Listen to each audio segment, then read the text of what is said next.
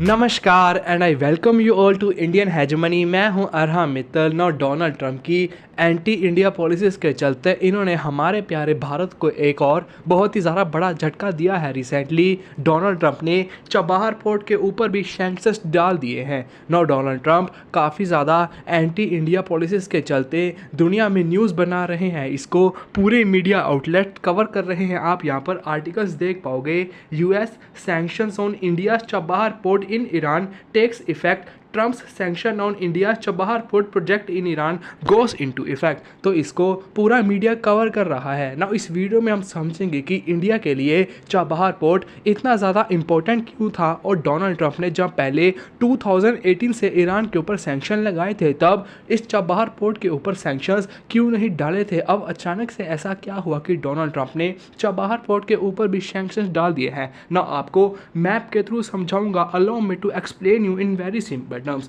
Now Chabahar port ये रहा जो कि ईरान में है। यहाँ पर हमारा प्यारा भारत, यहाँ पर आप मुंबई देखोगे, गुजरात के फेमस पोर्ट्स देखोगे ना। इससे होना क्या था, हम 3 इंपॉर्टेंट रीजन्स के साथ कनेक्ट कर सकते थे। सबसे पहले अफ़गानिस्तान, दूसरा सेंट्रल एशिया कंट्रीज और तीसरा रशिया ना। सबसे पहले हम अफ़गानिस्तान के बारे में बात करेंगे ना। As you all no, India Afghanistan में काफ़ी ज़्यादा इंटरेस्टेड है। इंडिया ने मैसिव लेवल पर इन्वेस्टमेंट्स अफ़गानिस्तान में की हुई हैं, लेकिन हमको अफ़गानिस्तान में थ्रू पाकिस्तान होके जाना पड़ता था। Not Pakistan anti India activities के लिए काफ़ी ज़्यादा फेमस है, जिसके लिए इंडिया चाहता था कि हम अफ़गानिस्तान के पास कोई और रूट से जाएं और पाकिस्तान को बिल्कुल आइसोलेट कर दें। नौ इसके लिए चबाहार पोर्ट काफ़ी ज़्यादा इंपॉर्टेंट था, क्योंकि इंडिया की शिप्स मुंबई एंड गुजरात से होके चबाहार पोर्ट में जाती और चबाहार पोर्ट से सीधा अफ़गानिस्तान में जाती। नौ इससे हमारी अफ़गानिस्तान के साथ भी कनेक्टिविटी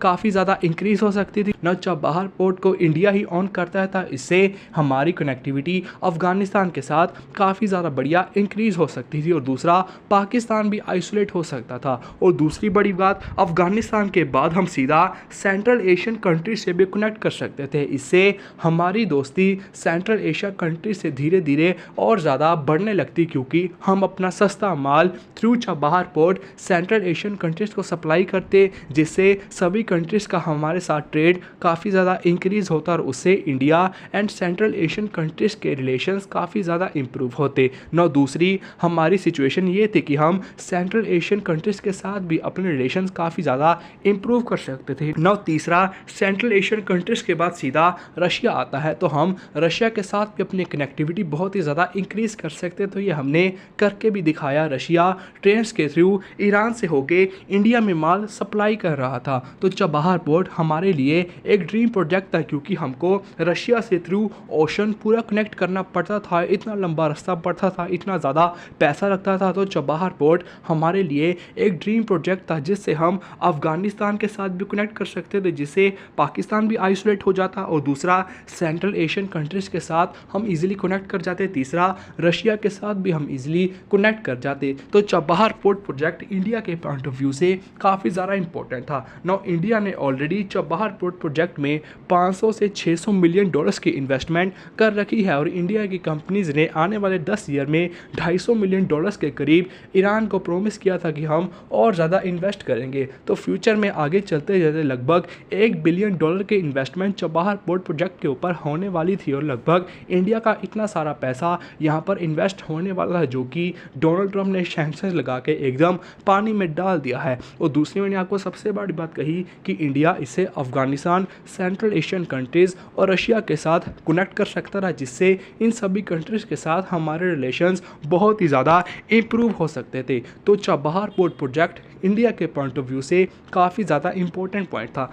नाउ 2018 का टाइम पीरियड बिल्कुल ही डिफरेंट टाइम पीरियड था, जब यूएस और इंडिया के रिलेशंस काफ़ी ज़्यादा बढ़िया थे। डोनाल्ड ट्रंप अपने फर्स्ट टर्म में प्रेसिडेंट जब इलेक्ट होके आए, इन्होंने इंडिया के साथ रिलेशंस काफ़ी ज़्यादा इंप्रूव किए। तो डोनाल्ड ट्रंप अपनी फर्स्ट टर्म में और अपने सेकेंड टर्म में एक टोटली डिफरेंट इंसान है। नाउ 2018 में हमने सैंक्शंस इसलिए नहीं लगे क्योंकि सबसे पहले तब यूएस अफगानिस्तान में प्रेजेंट था। As you all know, America के ऊपर 9/11 अटैक हुआ। America alongside NATO countries Afghanistan को अटैक करने के लिए कूद गया और लगभग 20 साल अफगानिस्तान में रहा। तो 2001 से लेके 2020 तक अमेरिका अफगानिस्तान में रहा। तो इसका मतलब 2018 के टाइम पीरियड के बीच में भी अमेरिका अफगानिस्तान में प्रेजेंट था। तो अमेरिका अफगानिस्तान में प्रो यूएस गवर्नमेंट लेके आना चाहता था, जिससे वो हमेशा यूएस के कंट्रोल में रहे ना। इसके लिए यूएस की मिलिट्री हमेशा अफगानिस्तान में डिप्लॉय रहती थी, जिसके लिए यूएस चाहता था कि अफगानिस्तान डेवलप करता रहे, यहाँ पर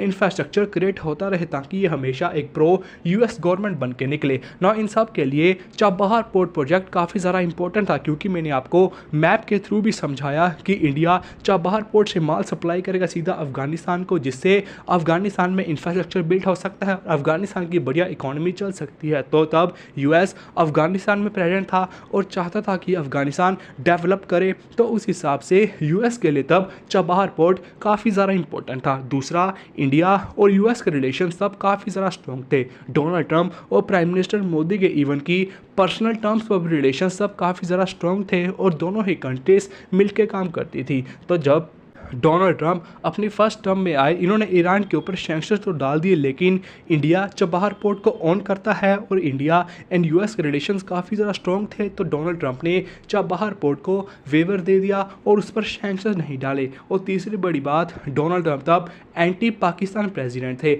ना। आज के समय में सिचुएशन टोटली डिफरेंट है, लेकिन उस समय डोनाल्ड ट्रंप एक एंटी पाकिस्तान प्रेसिडेंट थे, क्योंकि उनका कहना था कि ओसामा बिन लादेन पाकिस्तान में पाया गया। पाकिस्तान एक ऐसा जो टेररिस्ट को अपने पास रखता है, हम ऐसे देश को $मिलियन फंडिंग के रूप में देते ही क्यों हैं, एड के नाम पर देते ही क्यों हैं। ऐसा कंट्री जहां पर ओसामा बिन लादेन पाया गया जो टेररिस्ट एक्टिविटीज़ करता है। तो डोनाल्ड ट्रंप आए दिन पाकिस्तान के अगेंस्ट स्टेटमेंट्स देते रहते थे। तो डोनाल्ड ट्रंप काफ़ी ज़्यादा एंटी पाकिस्तान प्रेसिडेंट माने जाते थे, तो वो भी पाकिस्तान को आइसोलेट करना चाहते थे ना। फोर्थ सबसे बड़ी बात, चाइना उस समय पाकिस्तान में काफ़ी ज़्यादा इंटरेस्टेड था और गवादर पोर्ट को डेवलप कर रहा था। तो चाइना गवादर पोर्ट को डेवलप कर रहा था, जिससे चाइना की प्रेजेंस इंडो पैसिफिक में काफ़ी ज़्यादा इंक्रीज होने वाली थी ना। यूएस ये चाहता नहीं था और यूएस इंडिया के साथ मिलके चाइना की प्रेजेंस इंडो पैसिफिक में बहुत ही ज़्यादा कम करना चाहता है ना। उसके लिए चाबहार प्रोजेक्ट काफ़ी ज़्यादा इंपॉर्टेंट था, क्योंकि गवादर पोर्ट के बगल में ही चाबहार पोर्ट प्रोजेक्ट इंडिया ने डेवलप करना शुरू किया, जिससे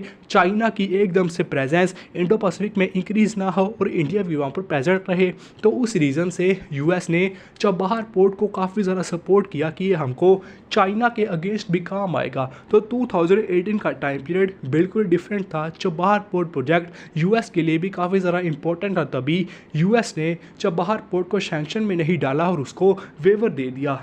now as you all know, जब डोनाल्ड ट्रंप फर्स्ट टर्म में प्रेसिडेंट इलेक्ट हो गया, इन्होंने JCPOA एग्रीमेंट से यूएस को विड्रॉ करवा लिया। अगर आपको इस एग्रीमेंट के बारे में नहीं पता और स्नैपबैक सैंक्शंस के बारे में नहीं पता जो हाल ही में ईरान के ऊपर लगे हैं, तो हमने ऑलरेडी इस पर एक डेडिकेटेड वीडियो बना रखी है, आप चैनल में जाके देख सकते हैं। Now Donald Trump JCPOA agreement से यूएस को बाहर लेके आए, जिससे यूएस ने ईरान के ऊपर सैंक्शंस डाल दिए। न केवल चाबहार पोर्ट को छोड़ के सारे ईरान के ऊपर सैंक्शंस लग गए थे, लेकिन आज का टाइम पीरियड बिल्कुल ही चेंज हो गया है और डोनाल्ड ट्रंप जो फर्स्ट टर्म में डोनाल्ड ट्रंप थे वैसे प्रेसिडेंट बिल्कुल भी नहीं रहे हैं। सबसे पहली बात, यूएस अफगानिस्तान से बाहर जा चुका है। तो अब यूएस 2021 में अफगानिस्तान को छोड़ के चला गया, तो इनको तो काहे की पड़ी है कि अफगानिस्तान डेवलप हो वो हो। तो इनका चाबहार पोर्ट से ऑलरेडी इंटरेस्ट काफ़ी ज़्यादा कम हो गया है, क्योंकि यूएस अफगानिस्तान को छोड़ के जा चुका है। तो सबसे बड़ा पॉइंट यही था कि यूएस अफगानिस्तान को छोड़ के चला गया, तो इनको चाबहार पोर्ट से क्या ही लेना देना। और दूसरी सबसे बड़ी बात, डोनाल्ड ट्रंप की एंटी इंडिया पॉलिसीज़ के चलते इंडिया एंड चाइना एक दूसरे के काफ़ी ज़्यादा करीब आ रहे हैं ना। चाइना का ग्वादर पोर्ट प्रोजेक्ट और इंडिया का चाबहार पोर्ट प्रोजेक्ट, इस हिसाब से इनडायरेक्टली दोनों इकट्ठे मिलकर काम करते हैं, क्योंकि इंडिया एंड चाइना एक दूसरे के साथ आ रहे हैं। तो उस हिसाब से ये दोनों प्रोजेक्ट्स एक दूसरे के साथ मिलकर India and China Indo Pacific में अपनी प्रेजेंस दोनों इकट्ठे बहुत ही ज़्यादा इंक्रीज़ कर सकते हैं, जिसको यूएस बिल्कुल भी चाहता नहीं है ना। यूएस चाइना का तो क्या ही बिगाड़ लेगा। तो यूएस अब इंडिया के चाबहार पोर्ट को टारगेट कर रहा है कि इंडिया चाइना के साथ मिलकर इंडो पैसिफिक में अपनी प्रेजेंस बहुत ही ज़्यादा इंक्रीज ना कर दे। कहाँ तो यूएस चाबहार पोर्ट प्रोजेक्ट को सपोर्ट कर रहा था कि ये चाइना के अगेंस्ट काम आएगा, लेकिन जैसे ही डोनाल्ड ट्रंप एंटी इंडी हुए और इंडिया एंड चाइना एक दूसरे के साथ आ गए तो ये दोनों प्रोजेक्ट्स भी एक तरह से एक दूसरे के साथ मिलकर पूरी अपनी प्रेजेंस इंडो पैसिफिक में इंक्रीज कर सकते थे। तो डोनाल्ड ट्रंप ने अचानक से इंडिया को टारगेट करना शुरू कर दिया। और चौथी सबसे बड़ी बात यही थी कि डोनाल्ड ट्रंप अब प्रो पाकिस्तान प्रेसिडेंट बन चुके हैं और पाकिस्तान की सपोर्ट के लिए डोनाल्ड ट्रंप किसी भी हद तक जा सकते हैं। तो अभी जियोपॉलिटिकल सिचुएशन बिल्कुल ही चेंज हो गई है, जिसके चलते डोनाल्ड ट्रंप ने चाबहार पोर्ट के ऊपर भी सैंक्शन डाल दिए हैं। ना डोनाल्ड ट्रंप का कहना है कि ये सब हम मैक्सिमम प्रेशर ऑन ईरान के तहत कर रहे हैं, लेकिन साफ साफ दिख रहा है कि ये सब इंडिया को टारगेट करने के लिए किया जा रहा है, क्योंकि 2018 में ही डोनाल्ड ट्रंप ने ईरान के ऊपर मैक्सिमम प्रेशर डाल दिया था। तभी ईरान अपने न्यूक्लियर वेपन्स को डेवलप करने लगा, क्योंकि ईरान के ऊपर इतने सारे सैंक्शन लग गए, ईरान की इकोनॉमी बिल्कुल ही डिस्ट्रॉय होगी। तो ईरान के ऊपर तो ऑलरेडी प्रेशर बहुत ही ज़्यादा था, ये केवल इंडिया को टारगेट करने के लिए किया जा रहा है। होपफुली आप इस डेवलपमेंट के बारे में अच्छी तरह से समझ गए होंगे। बाकी आपकी इस विषय में क्या राय है आप कमेंट्स में ज़रूर बता सकते हैं। मिलेंगे नेक्स्ट वीडियो में। Till then take care.